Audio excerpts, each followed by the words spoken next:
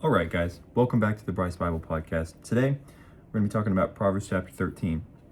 In Proverbs chapter 12, we left off verse 28. The last verse of Proverbs chapter 12 says, "In the way of righteousness is life, and in the pathway thereof there is no death."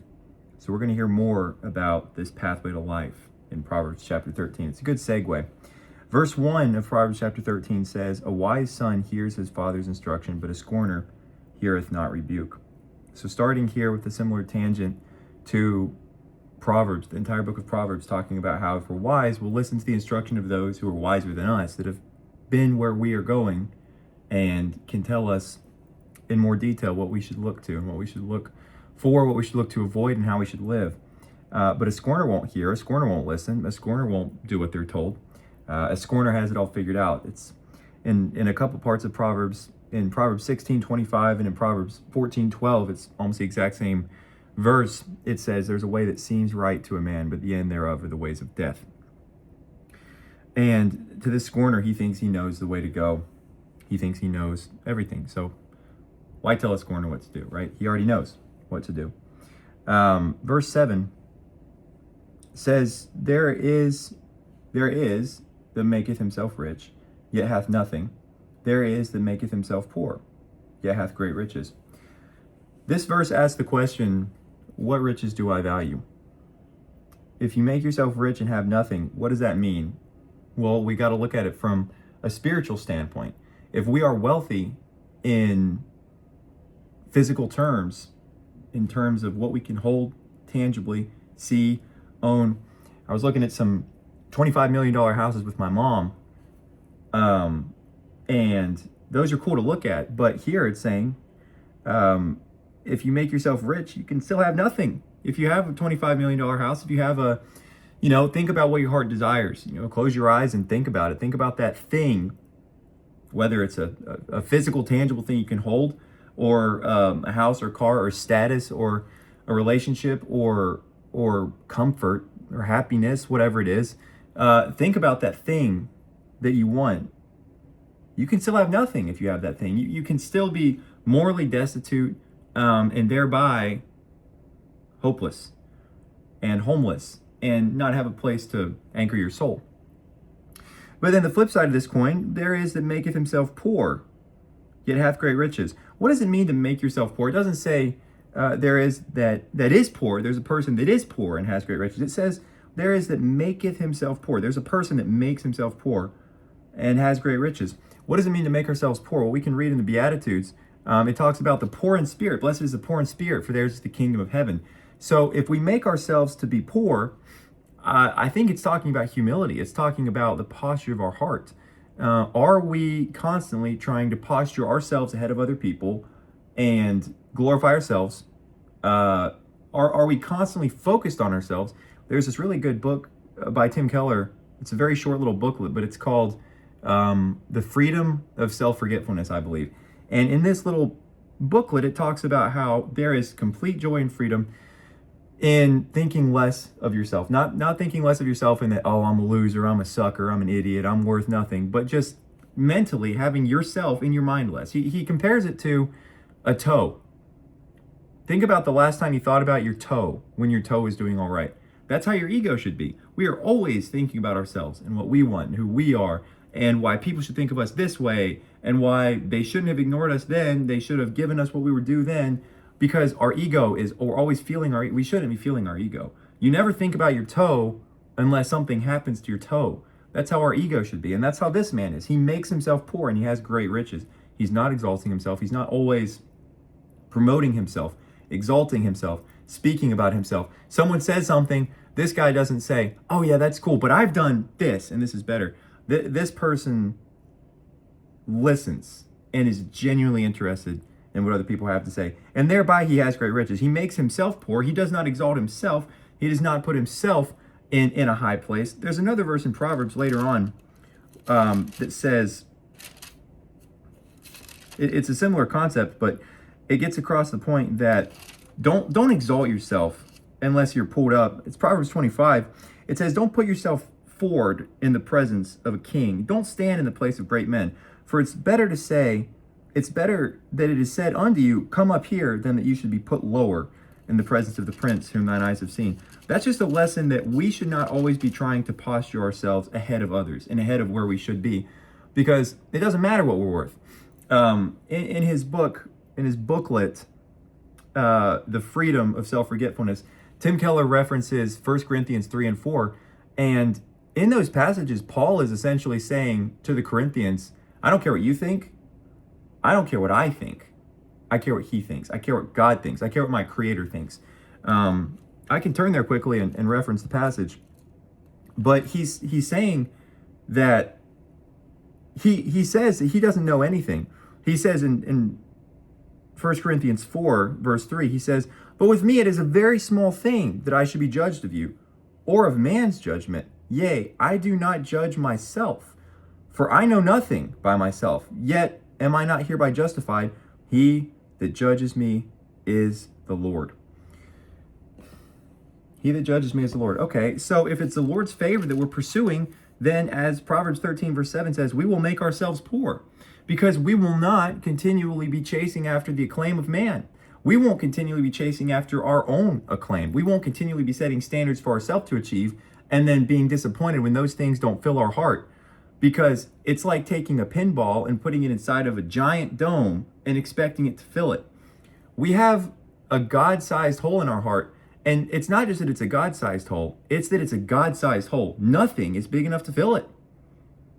It's not that we need something that's just the right thing or the right combination of things that'll fill it. No, there's nothing in this universe big enough to fill the God-sized hole in our heart that we try to create to fill through pride, through vanity, through jealousy, through anger, through all the things we do to try to puff ourselves up. 1 Corinthians 13 talks about this. It says that charity, love, does not puff itself up. It does not make itself seem to be something that it is not. And this man in Proverbs 13:7, he makes himself poor, but he has great riches because he's made himself poor. Because he's not prideful, he has the joy of the Lord in his heart. Verse 13, Proverbs 13:13. Whoso despises the word shall be destroyed, but he that fears the commandment shall be rewarded. This is reminiscent of Proverbs chapter 5 to me. We read in Proverbs chapter 6, it says that we have this new first nature when we follow the commandments set forth for us. And remembering here in Proverbs chapter 13 that it says that he that fears the commandment shall be rewarded. Proverbs 6 verse 20, my son, keep thy father's commandment, forsake not the law of thy mother, bind them continually upon thine heart, tie them about thy neck. When you go, it shall lead thee. When you sleep, it shall keep thee. When you awake, it will talk with you. For the commandment is a lamp, the law is a light, the reproofs of instruction are the ways of life. This is our new first nature. The commandment shows us where to go and what to do and how to live, and it's a comfort to us. And here it says that if we fear the commandment, we'll be rewarded. What's our reward? It's God's presence. It's God's favor. What's God's favor? We can turn to Proverbs 2 and read about God's secret. What is God's secret? It says in Proverbs chapter 2, verse 32, for with the froward the evil is abomination. They're an abomination to the Lord. But his secret is with the righteous. The secret of the Lord is with the righteous. What's his secret? It's his personal preference and his favor. It's his glory and his blessing. When we have this, when we have the preference of the Lord, when we have his face turned towards us, we're fine. We're more than fine. We're great. That's how we were made to live. When Adam was created, the first man to ever exist, he walked in communion with God in the garden, in perfect fellowship, in perfect harmony. He was rewarded. Adam was rewarded. That was what he got to experience because sin had not entered the world yet. Now that sin has entered the world, we are constantly, as humans, seeking to re-enter that state of harmony with God. And we can do it in little ways every day. And that's why we read here, if we fear the commandment, we will be rewarded with the face of God being turned towards us. But the flip side of this coin, if you despise the word, you will be destroyed. Proverbs chapter 5, Proverbs chapter 6, Proverbs chapter 5 and 6 talk about if you die, you'll be destroyed suddenly and without remedy. Proverbs 5 verse 23, he will die without instruction. And the greatness of his folly, he will go astray. It's all throughout Proverbs, the concept that you have a choice. You know, you're not We've been given free will, and the ins and outs of that, I don't understand how free will actually works with humans and God in harmony and tandem. But we have free will to do what we want. I mean, I want to raise my hand, I'm going to raise my hand. I want to go here, I want to do this, I want to do that, I'm going to do it. So we can do what we want. We can do exactly what we want whenever we want to do it, but we'll pay for it. Ecclesiastes chapter 11 talks about that. Solomon says, go, young man, enjoy life, experience what you want. Eat of the fruit of your labor, enjoy the good things of this world, sin, lie, deceive, kill, destroy. But know thou that for all this, you will be held accountable. That for all this, you will be put into judgment. So we have a choice. We can go the way we want. We can despise the word, as Proverbs 13:13 says. But if we do, we will be destroyed, because ultimately there are not multiple ways to find what is good, to find what is true. There are not multiple truths. There is one truth, and that is Jesus Christ of the Bible and the way that he tells us to walk. If we are not walking on the road that he set out for us to walk, we will be destroyed. Not suddenly, not instantly in all cases, but oftentimes through years. And oftentimes at the end of a life, whenever it's over, then we've got nothing left. There's one way to walk, and it's his way. In verse 14, Proverbs chapter 13, it says, the law of the wise is a fountain of life, to depart from the snares of death. Good understanding gives favor, but the way of transgressors is hard. So it's our choice to do what we want. It's right in front of us. We know, we're told that the heart of man is desperately wicked. Who can know it? We're told there's a way that seems right to a man, but this way leads to death. And after all this, we still try to go our own way. After all this, we still try to maneuver a path for ourselves to walk. That's not the one that's been set forth for us by the Lord. When will we listen? Verse 20, Proverbs 13, verse 20 says, he that walks with wise men shall be wise, but a companion of fools shall be destroyed. Evil pursues sinners, but to the righteous good shall be repaid.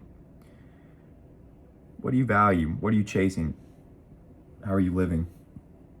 If you surround yourself with wise men, with good men, with people that have fashioned their life in the right way after the Creator, that have had hearts that are soft towards what he's told us to do, then you will be like them. You will be wise. You will learn and listen.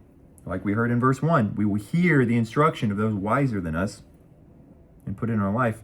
But a companion of fools shall be destroyed. We can read that in Proverbs 1, how wisdom is laughing at this fool, at this evil man that does what he wants, and he goes and he seeks to put evil in other people's lives. But then wisdom says she will laugh at his calamity. She will mock when his fear comes, when his desolation comes to the world, when his destruction is upon him and there is no recourse. Wisdom will laugh. And we can see that in verse 21 here. Evil pursues sinners, but to the righteous good shall be repaid. I think I'll leave it there. Just that thought. Think about the people that have everything. Like I mentioned earlier, the $25 million house, the car, the status, the fame, the thing that you want so badly in your heart that you think will make everything all right. That's not tied into the Lord. It's worth nothing. It will never fill your heart. The biggest, most gargantuan thing you can own that you think will fill the void in your heart is nothing but a little pinball inside of a giant dome. It was not made to fill it. The only thing big enough to fill you is your Creator. To the righteous, good shall be repaid. If we fear the commandment, we'll be rewarded. We'll have the face of God turned towards us. And that is ultimately the only thing that will fill our soul. Hope you have a good week. Goodbye.